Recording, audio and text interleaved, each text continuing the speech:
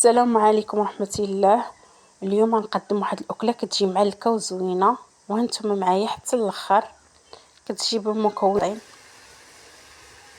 العلاوة، هنا عندي العلاوة مع الكرعين، درت واحد الزليفة صغيرة ديال البصلة قطعتها وشلطتها، وهنا زليفة ديال المطيشة، وهنا شويه القزبر ومعدنوس، وهنا الثوم،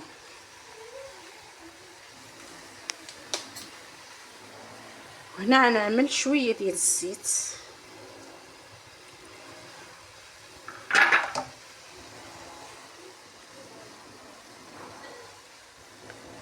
كما قلت عندي هنايا الكرشه والعلاوه كامله يعني، وفيها حتى الكرعين، وعندي البصله مشلضه، وعندي مطيشه، وعندي قزبر معدنوس، وعندي الثومه. هنا عندي الملحه كما كتشوفوا، هنا التوابل، عندي الملحه، عندي سكينجبير، عندي التحميره فلفله حمراء، وعندي الخرقوم الكركم، وعندي البزار، وعندي القزبر يابس، وعندي الكمون.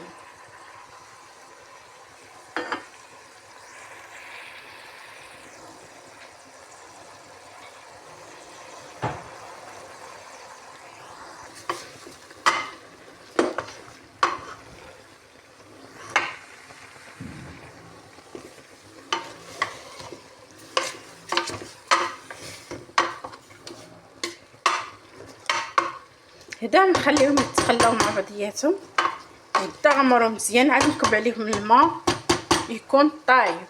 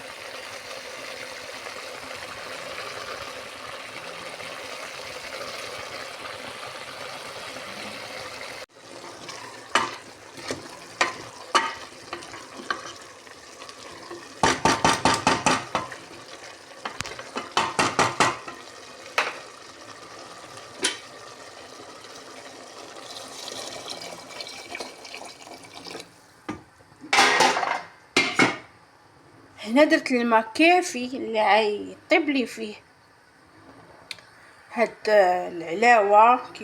كاين اللي كيقول لها العلاوه، كاين اللي كيقول لها الدواره، كل واحد وشنو كيقول لها، كاين اللي كيقول لها التقليه، كل واحد وشنو كيقول لها. المهم هنا غنسد عليها، درت عليها الماء كافي، الماء طايب وداغي كطيب. هنا ديال حولي صغير، هنا كندير دامتي ديال البنه،